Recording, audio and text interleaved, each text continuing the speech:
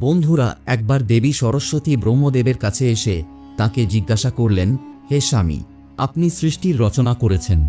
আপনি আপনার মন থেকে এবং শরীরের বিভিন্ন অংশ থেকে অনেক ঋষি মুনি প্রকট করেছেন।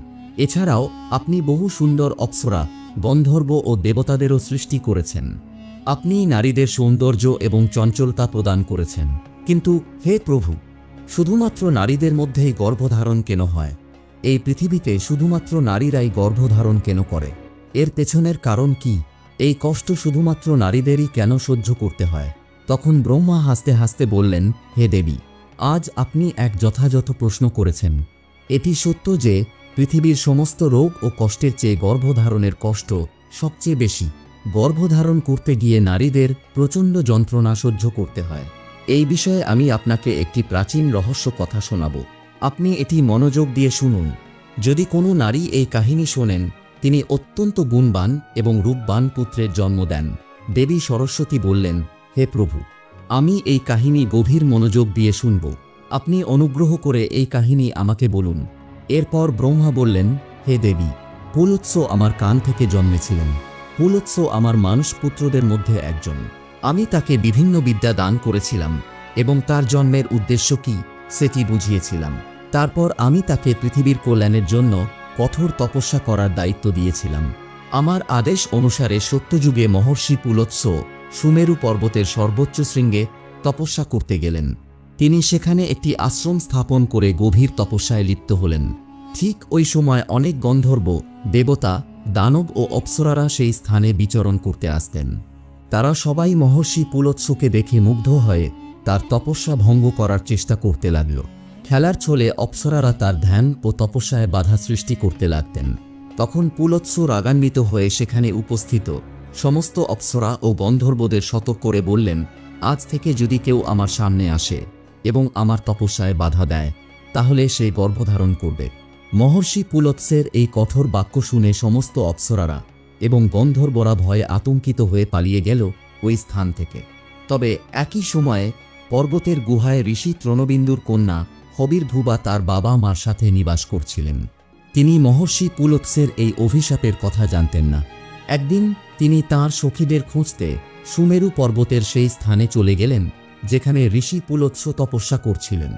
তৃণবিন্দুর কন্যা সখীদের খুঁজতে খুঁজতে মহর্ষি পুলৎসের আশ্রমে পৌঁছে গেলেন। যখন হবির্ভুবা মহর্ষি পুলৎসের সামনে এসে দাঁড়ালেন, তখন ঋষির দৃষ্টি তার উপর পড়ল। মহর্ষি পুলৎসের দৃষ্টি পড়তেই তার অভিশাপের প্রভাব পড়ল এবং হবির্ভুবা সঙ্গে সঙ্গে গর্ভবতী হয়ে গেলেন। নিজের শরীরে এমন হঠাৎ পরিবর্তন দেখে হবির্ভুবা খুব ভয় পেয়ে গেলেন। ঠিক তখনই তার সখীরা সেখানে পৌঁছে গেলেন। তারপর হবির্ভুবা তার সাথে ঘটে যাওয়া পুরো ঘটনা জানালেন। সমস্ত কথা শুনে তার সখীরা তাকে নিয়ে তার বাবার কাছে চলে গেল। সেখানে গিয়ে তিনি তাঁর পিতাকে সমস্ত ঘটনা জানালেন।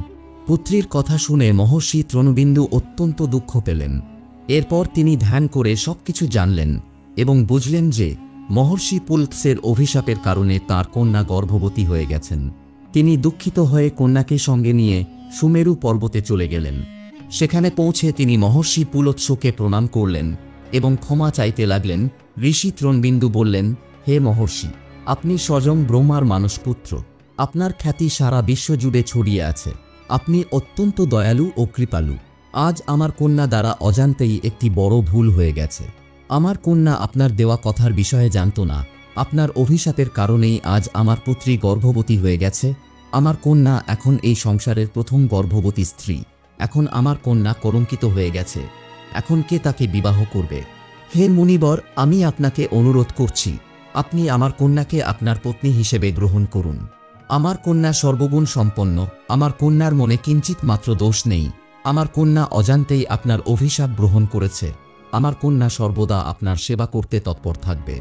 ঋষি তৃণবিন্দুর বিনীত অনুরোধ ও সম্মান দেখে মহামুনি পুলৎস অত্যন্ত প্রসন্ন হলেন। তাঁর দেওয়া অভিশাপের জন্য তিনি অনুতপ্ত হলেন। তিনি বললেন, হে মুনি, আমার অভিশাপের কারণেই আপনার কন্যা গর্ভবতী হয়েছে। এই জন্যই আমি আপনার কন্যাকে আমার স্ত্রী হিসেবে গ্রহণ করছি। এখন আপনার চিন্তার আর কোনো কারণ নেই।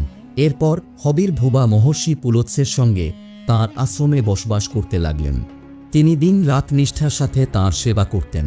পুলৎস তাঁর সেবা পতিব্রতা ধর্ম ও পবিত্রতা দেখে অত্যন্ত আনন্দিত হলেন।